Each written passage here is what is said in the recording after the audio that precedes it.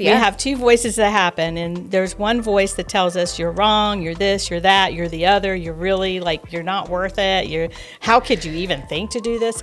It's like the ego. And I'm not giving the ego a bad name. I want to make sure that I say that. The ego is our protector, and we learn how to use that ego to keep us safe.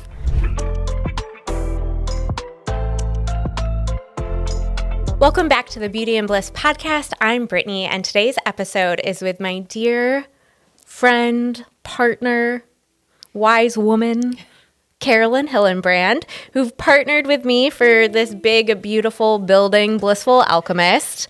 So we're going to dive in and talk about how this got started, spirituality, a little bit of community, my experiences I've had with you.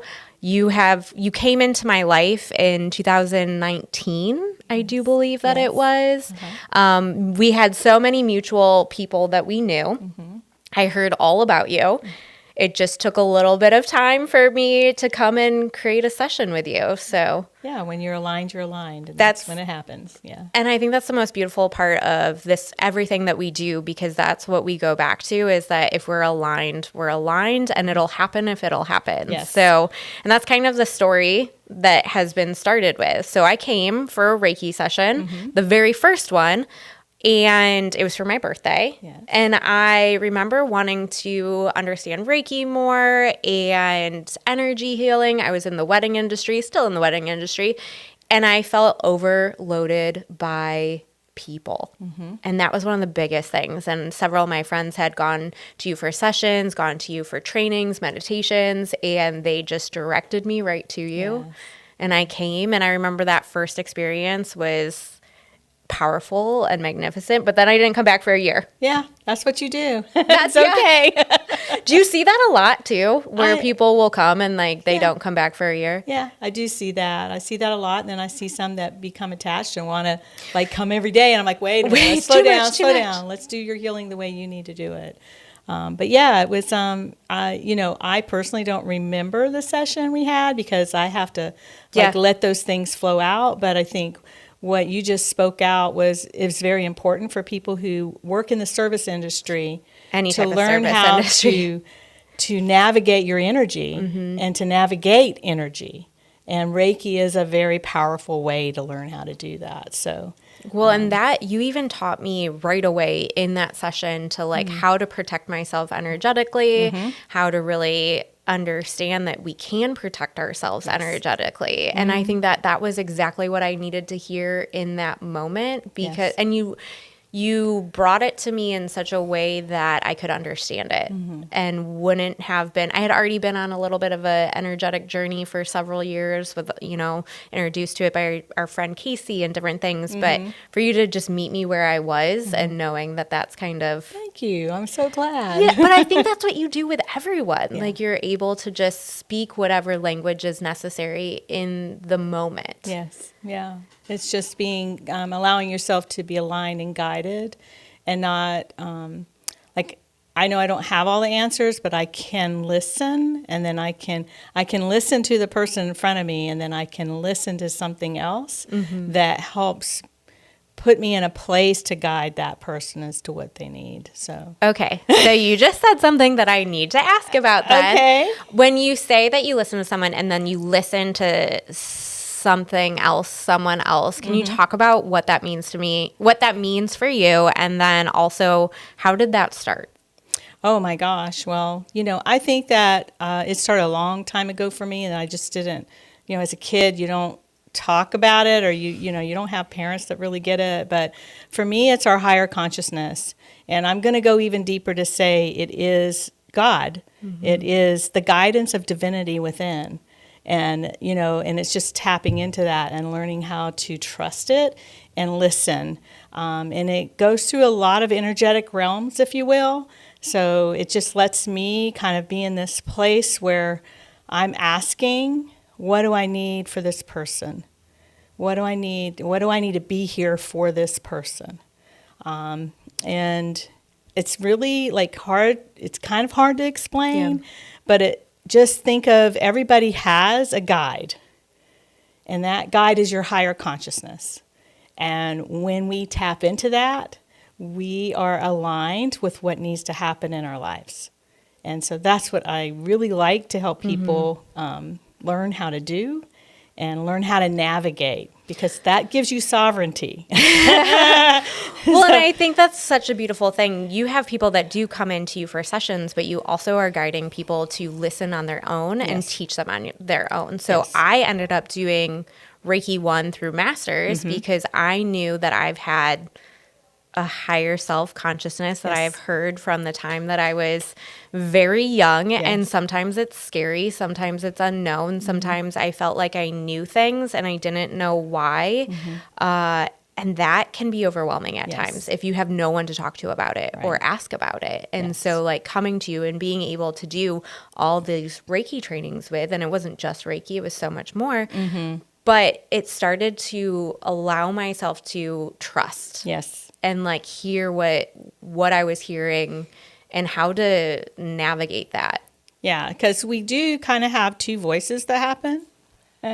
If you don't mind me saying. We have two voices that happen, and there's one voice that tells us you're wrong, you're this, you're that, you're the other, you're really like, you're not worth it, how could you even think to do this? It's like the ego. And I'm not giving the ego a bad name. I want to make sure that I say that. The ego is our protector, and we learn how to use that ego to keep us safe.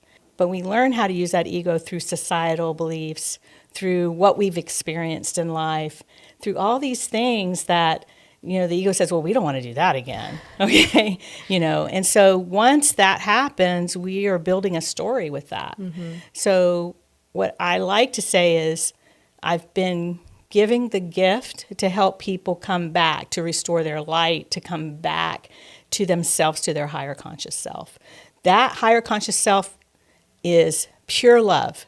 It really doesn't, it just tells you what you need to hear. And it's always going to be a kind voice. If it's not a kind voice, it's probably the other one. It's like that angel and devil on your that sides and like what you are deciding to listen to in a way. Yeah, and so then learning how to trust that piece and then letting the purest potentials come to fruition, I think helps people when they start saying, oh, wow, that actually worked.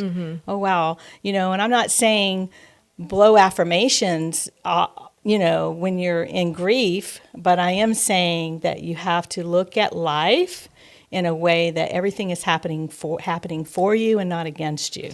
And that has been one of our biggest lessons with having this giant building. And I think that having a partner that has that steadfast belief, and you have years of wisdom on me, and I experience so much more than I have, it helps me stay grounded in myself, because there's been multiple times that other voice is going, what are we doing?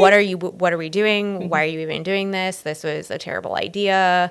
You're really wrong. And when you can actually find things, because people will ask me, well, is this true? And I can be like, well, yeah, 5 things tell me this is true right now. And, but that doesn't necessarily mean that is the voice that I should be listening to. Right. Even if it's true, that doesn't mean that I'm a terrible and unworthy person. Right. And I think that's through this entire journey been such a transformational thing for me, because I do go back and forth and going, oh no.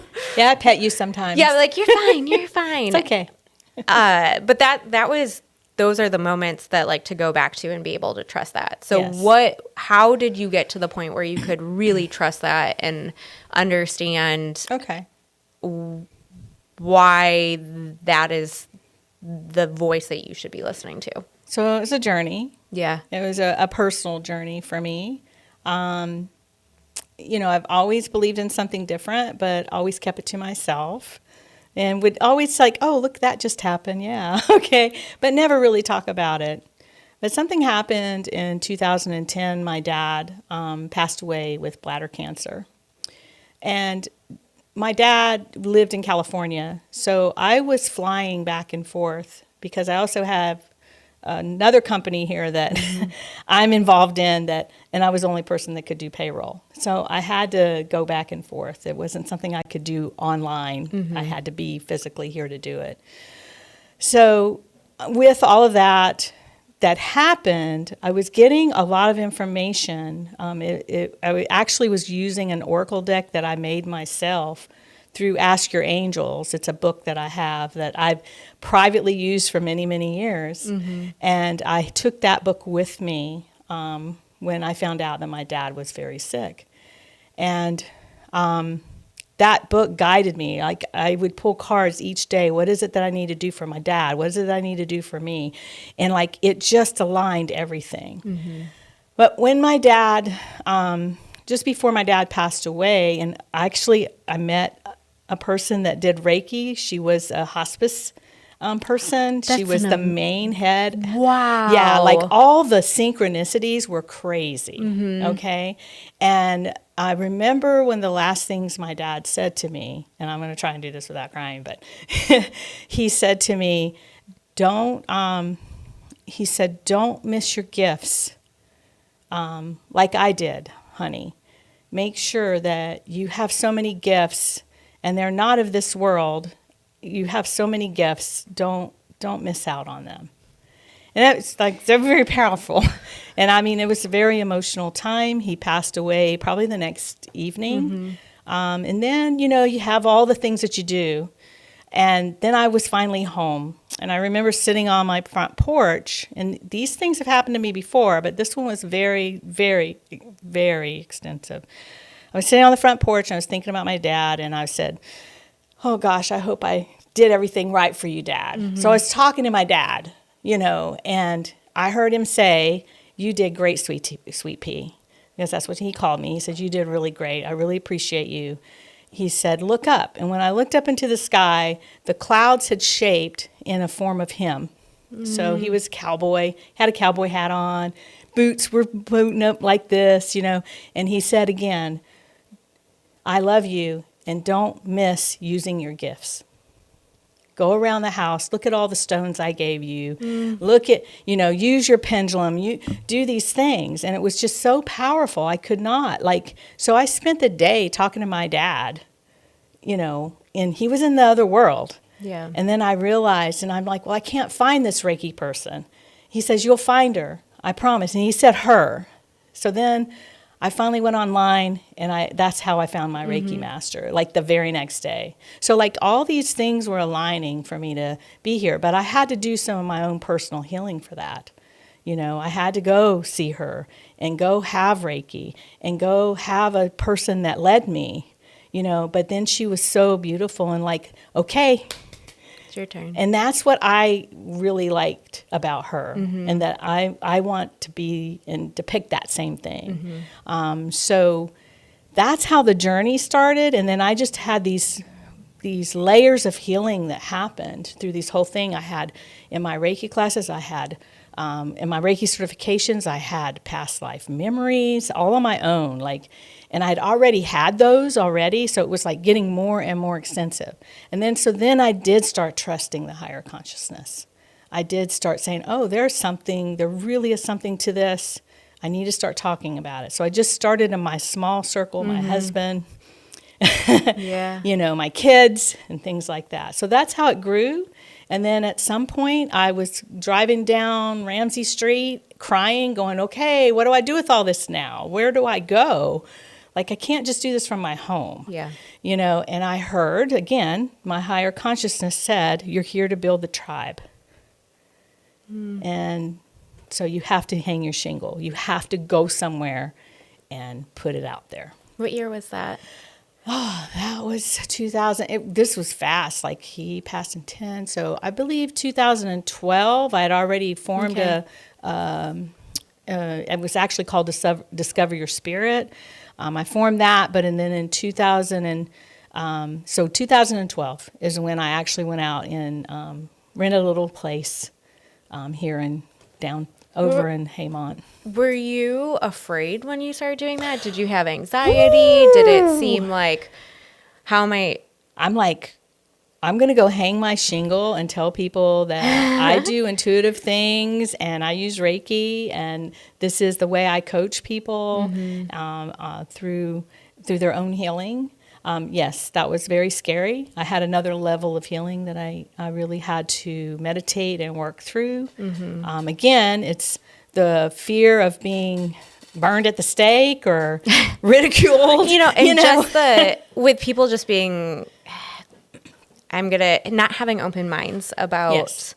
what is actually out there. Yeah. There's so many different ways to understand it. Yes. And a lot of times if someone hears one thing, they just automatically shut down. Right. And because they have a particular belief system about something, so it shuts them down because they're afraid if they don't follow this one thing, then, something's going to happen to them or, this isn't the, and it's okay. Everybody has their way. But I know I had to kind of come to this place to not worry about it. And just go out there. That there were other people. There was a tribe out there, I needed to be out there and shining the light so that they could come in. And your tribe definitely was speaking wonders about you. I had just heard from so many people, and so you can start something, and the ripple effect of all of it can create such a mass difference that you don't even know that maybe you're even doing. Yeah, just one piece at a time. Most of mine in the beginning was word of mouth. People just came. I didn't do a lot of promoting. Back then either there wasn't as much, promotionals and social media, obviously. Energy work was really underground. Yeah. And I feel like I possibly brought it out of ground. Surfacing it up. Bringing it up. When then fast forward, the next time that I came to see you was in 2020. And then it was, next time was 2020. And it was, I'm going to say electric when I was in there because we kept pulling these cards. I remember this one. And this one kept pulling these cards, and it was just like, are we supposed to be doing something together? Is this what we're supposed to be doing? Because everything was leading us to creating a community together, and we didn't understand it at the time, and we weren't even thinking about rushing it. So what's crazy about that, and I know you know this, but what's crazy about this is for 2 years I've been telling Kelly, our friend, hey, I love it here, but I'm supposed to be doing this. Whatever I'm supposed to do is going to be bigger. I am going to be moving. It's supposed to be bigger. That's what I just keep hearing. It's going to be bigger. It's going to be, and then people would tell me, oh, well, there's this place where no, it's a 2-story. It's supposed to be a 1-story. It's like, I remember you saying that too when we were looking at stuff. You're like, it's not supposed to be a 2-story. It's supposed to be a 1-story. Well, and then we spent the last half of 2020 and most of 2021 just getting to know each other more on even a deeper level and seeing if this was the right fit. Yeah. And because this is something that we both had our hearts into in our own aspect of things, but we both saw the ability of inner and outer beauty all in one spot. One-stop shop. One-stop shop. Little did we know it would be 20,000 square feet. Yeah.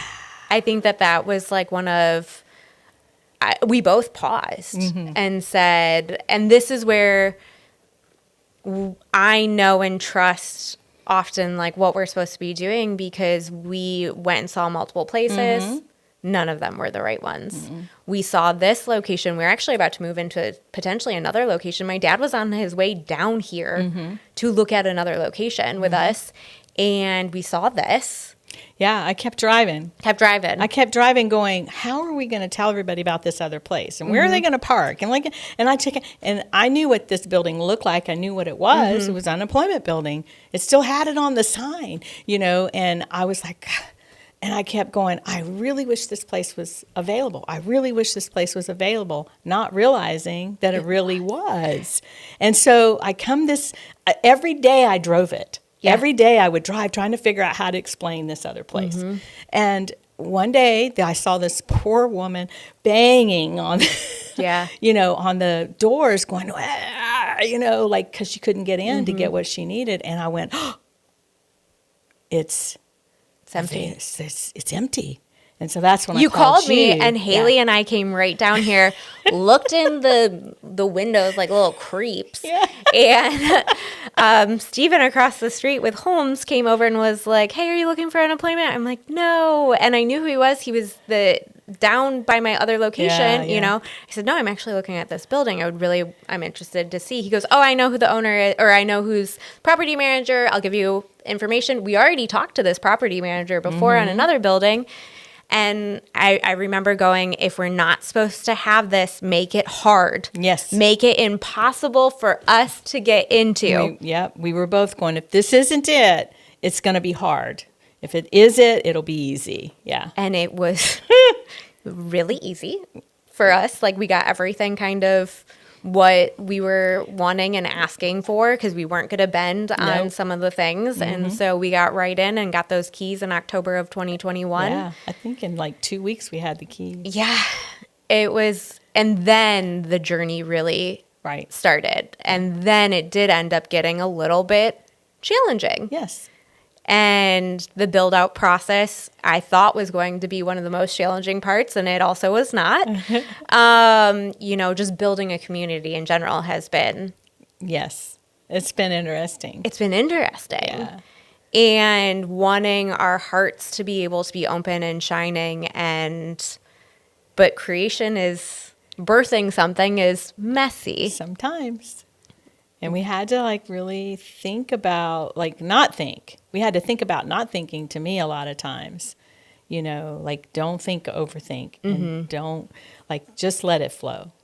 And take, and I feel like a lot of times, we started going this is all that we have to get done. And then it started being, okay, this is now chapter 2. Chapter 3. Chapter 3. What chapter are we on right now? Oh, God, maybe 87. Yeah, I think so. We did. We had these, the huge papers, and it would be just chapter this, and I would have everything down, and we would add to the other sheets, but we knew we couldn't get to those yet. And I still think we're in that process of, we have these grand ideas on what we want, but we have to take these steps. Yes. And so sometimes it's hard to take those steps and to slow down. But over the last, 4 years now, 4 years, we've both burnt out. Yeah. We've both had to take. Luckily, it's been.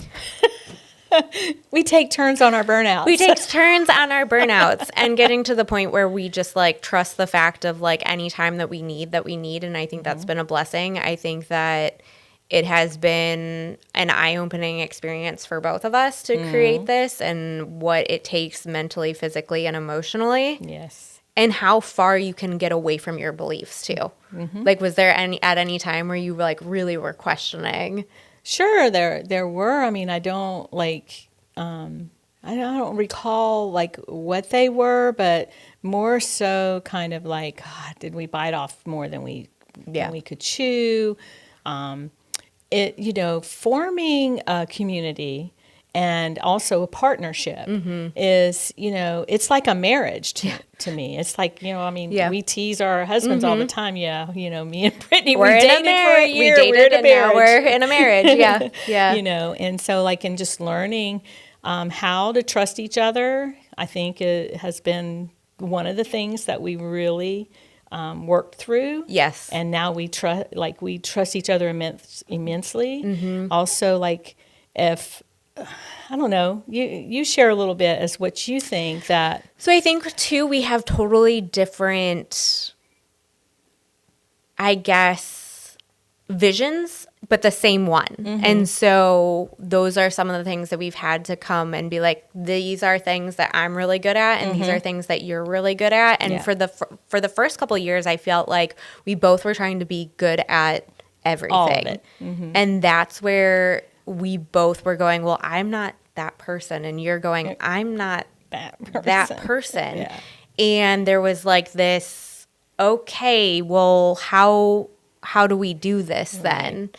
And those were one of those times that it was okay, I don't have to be all of that, and just but I still will go through phases where I'm like, okay, she's mad at me because I'm not doing this, X, and this. And like, I have to really talk to myself about it because I get so afraid that I'm not doing enough. But I think that's been the whole journey for me, is never feeling like I'm doing enough. Yeah. And it makes me want to cry because like, I always want you to know that like I'm doing the best that I can, I guess. Like, but then with anyone in the building, that's like what I want. Yeah. And, me, hopefully giving you the grace to know that I knew that, there were probably times where, cause I know I'm a little bit more, well, I mean, you're direct, but I can be very direct. Yeah. And I think what we had to learn was to not take things like personal. Yes. And also what we learned was like, what are your strengths? What are my strengths? Because we both were running our own businesses. Yes. So we were like the sole person, and we had to learn how to like in other businesses, I knew how to delegate and to do all those things. But in the business I was in at the moment, I'm that person. And for you, it's basically the same. You were the face of your business. And so now, like, we were navigating this Blissful Alchemist part of our business, because we both still have our other businesses.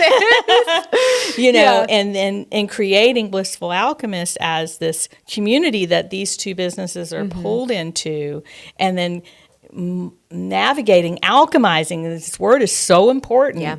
Alchemizing, this vision through other people. And so that took a little bit, but on top of with the construction and everything else, that took so much longer than we thought it was going to take. Yeah.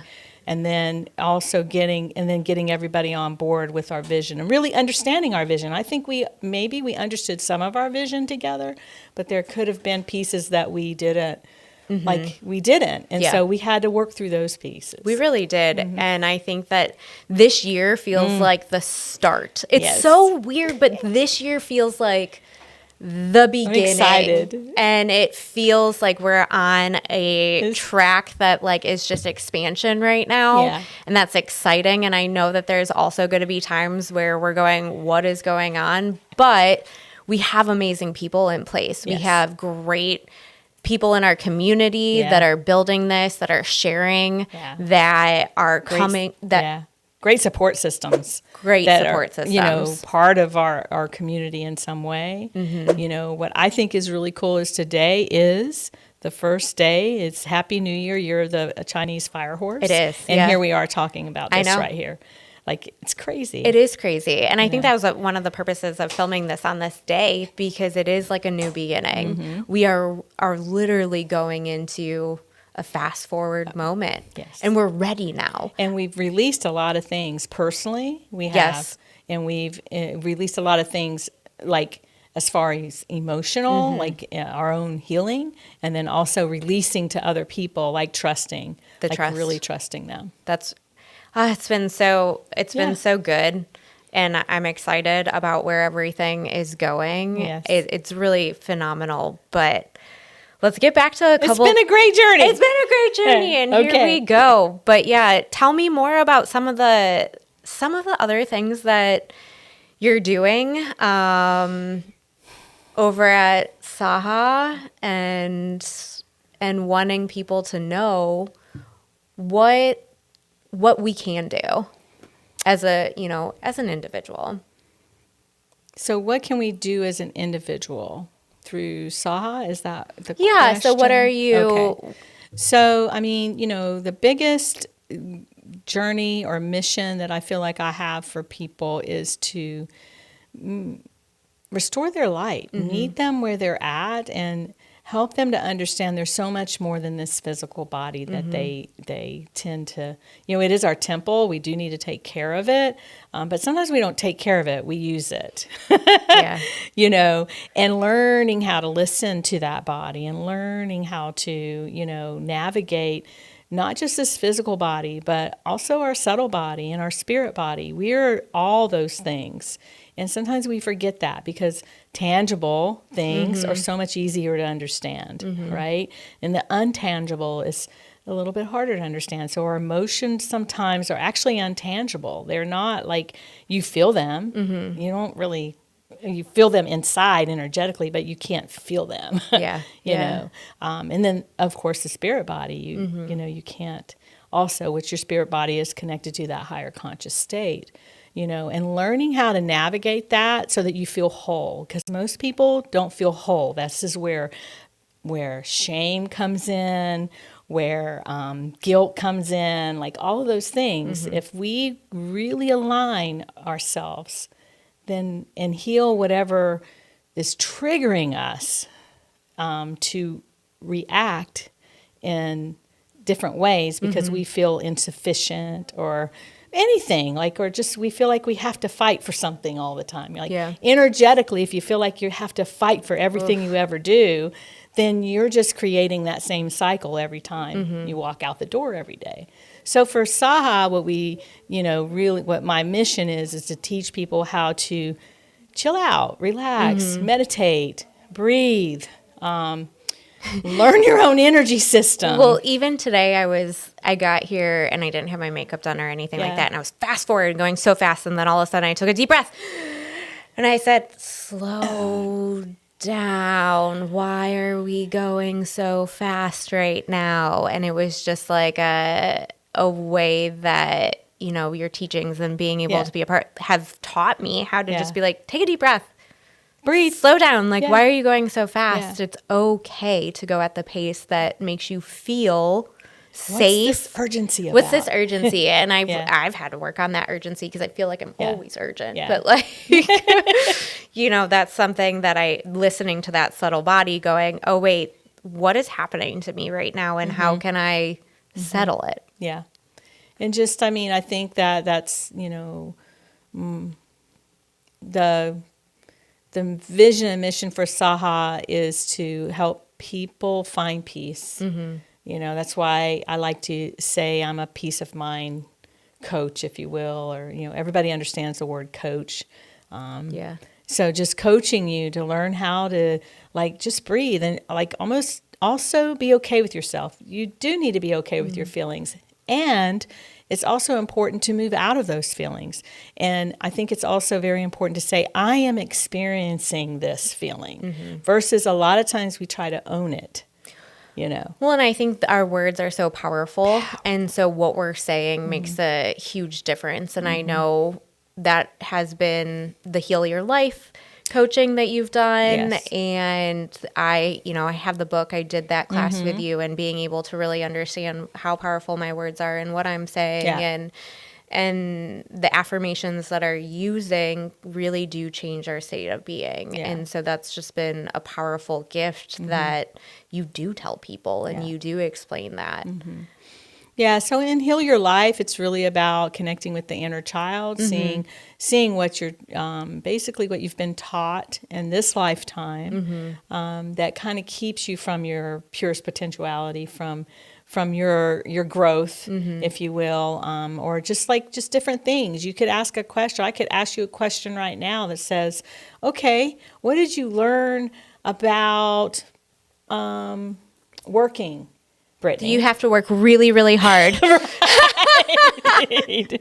And so if in your mind and in your cellular memory that you have that, then you're going to be working really, really hard, and then you're the one that has to learn how to breathe. I've had to shift that so much. Taking time off sometimes is challenging. And then when you do take time off, there's this guilty feeling that you have. I mean, I call myself out on that too. I have the same thing. You know, my grandparents worked really, really hard. They had to. You know, nowadays that can shift a little bit. You still have to work. You still have to do things, but you don't have to do them so much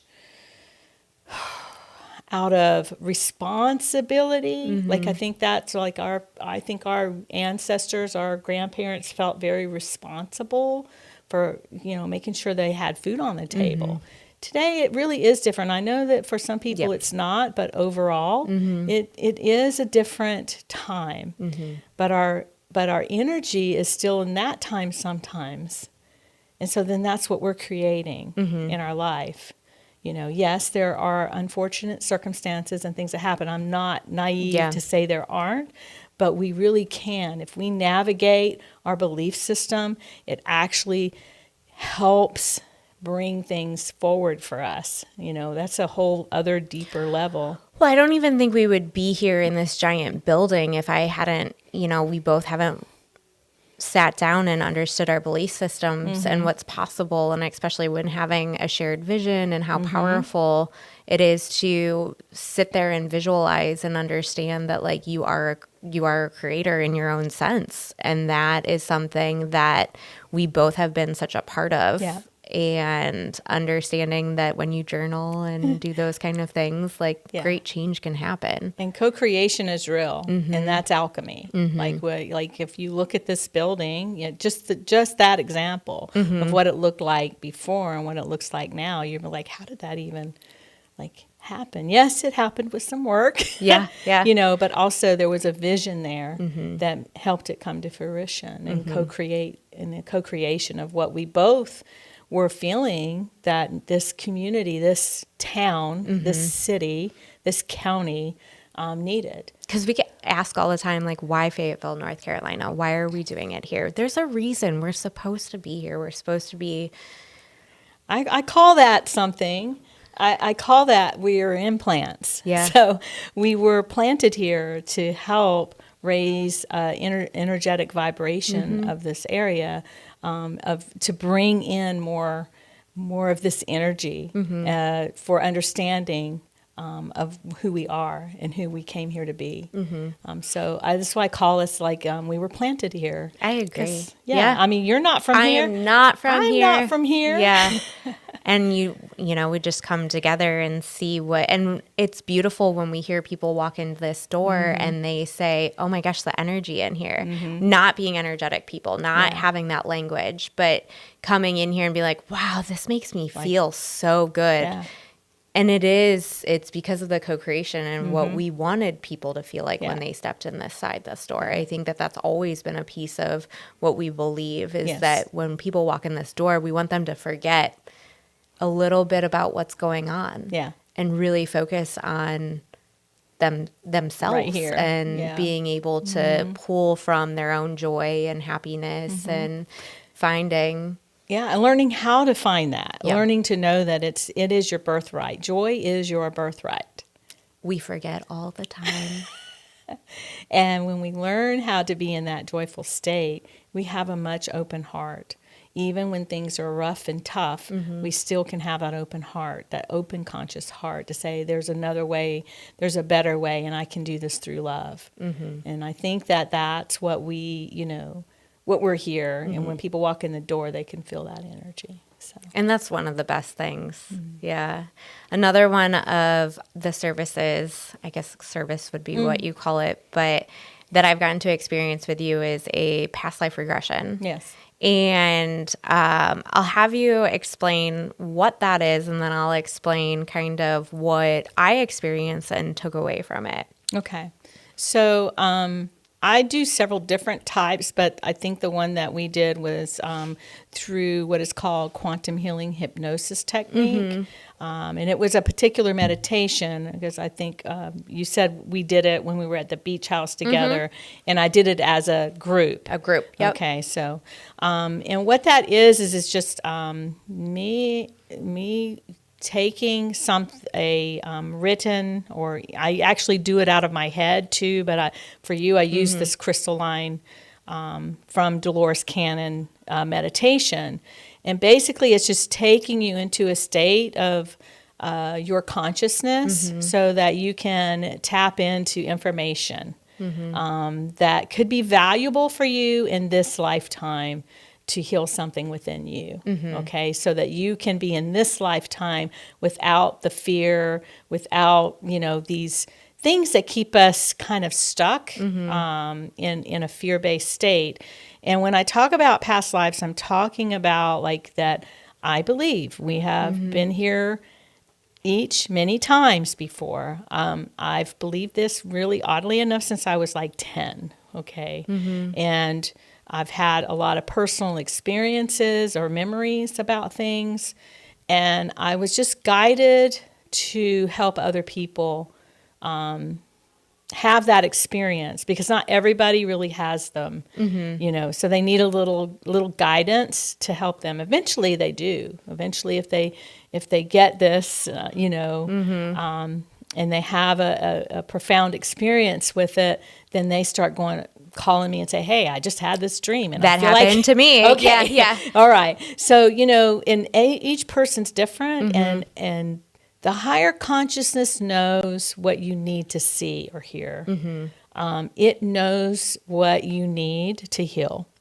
So with that group one, I guess you had an experience afterwards. I had experience during it, and then I had another experience afterwards. The experience that I had during it, my brain, I feel like, is amazing during these things, because it can visually show me I'm there. It feels real. I can touch, feel. And so this would have been back in like the 1500s time frame. I was in a hole. Like, I was put in a hole, and my parents couldn't do anything. And it was because I knew things. I just knew things. And I've felt like this my entire life, in this period of my life where I just know things. But in this path of life regression, I was in a hole, and I was put there, and I was going to die there, and there was nothing that my parents could do. Oh gosh, it makes me want to cry. I remember like hearing my mom, who's my mom now, like crying her eyes out. Well, that was huge, profound. I was crying, but fast forward into myself now, I fell down a hole, a sump pump hole, when I was 6 or 7, and my mom, I could hear screaming, and I almost died. The water was coming up, and my hair was stuck. My dad had to like put his very tip of his fingers to try to get me. Like, it was in the dark, pitch dark, and that's where I was in a hole in my past life, was in a pitch dark hole. And so when he grabbed me and I was able to get up, but my mom was shaken, I was shaken, like I still experienced some fear around holes. So it was this feeling that I felt that is in my body. I can still feel it in my body now, of that experience when I was 6, was that same feeling and experience from the past life. It's like my DNA had both of those experiences to hold on to. And it was just profound. Yeah. And I remember going, oh my goodness, like everything feels like it makes sense. I do know that like people can hang on to those things, and like it can be, if they're not able to process it and go through it, could be like, I was this person in a past life. And I know that that's something that you... Yeah, when you do a past life regression with me, it's for a healing. And yes, you're going to get an experience, but to be honest with you, most of our past lives are meat and potato lives. They're not the Queen of Egypt or like all of these things. You may have been in Egypt, but you may not have been the queen. But really, they're to kind of help you to heal from something that's happening in this lifetime. And once you're DNA or your mind realizes this, then the DNA cells start shifting and changing. So in other words, you still have the feeling about this. I can feel it when you're talking about it. However, you're responding to it differently because you know that was that, and now it's done, and you don't have to relive that. So, and I think that that's what past life regressions do. It takes away all the contracts that are made in fear, or all the contracts that we've had with other people. Like you and your mom had to come back in this lifetime so that you could have a different experience, right? So and you could fulfill that full experience of being a mom and a daughter together. So, that was... Yeah. And then, I mean... And her feel safe to let you go and let you go do things. Yeah. Oh, yeah, because that, I mean... So it's a healing on both sides. It's a healing on both sides. And the thing, because I was in a hole in my past life because of knowing things, and my mom has in this lifetime been so encouraging of my spirituality, my gifts, my understanding of things, and has been just very open to it. I think that just shows like that is a healing process that we had to go through and trust and understand. So, but it is the gifts of the universe, of God, the divine, are so powerful and so real that can, bring two people together to creation, can bring an awareness of what's possible out there. And I think that that's the gift that like you have been given, to be able to open up people to these experiences. So, Thank you. Yeah.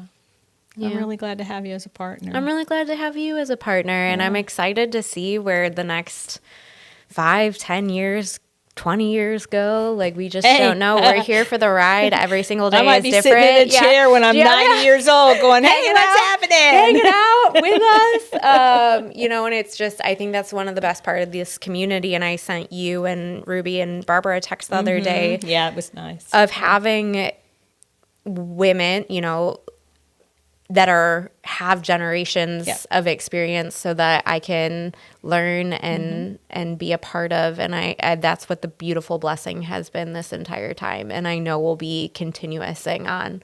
Yeah. For we years have a to community come. of 18. Oh, actually, Arlene's 16. So we have a community here of age 16 all the way up to like 68. Yeah, which is just the most beautiful thing. And I'm so grateful that we have that, and we can all learn from each other, because we're learning from the young ones too. Yes, heck. Christina was on here before, and we're like, they're keeping us young. And I was like, they're keeping us young. So thank you so much for being here. Yeah. Thank you for doing all the crazy things that I ask, because I just like to bring everyone out and talk and shine. So thank you. Thank you. Love you. Love you. Until next time, everyone, have a blissful day.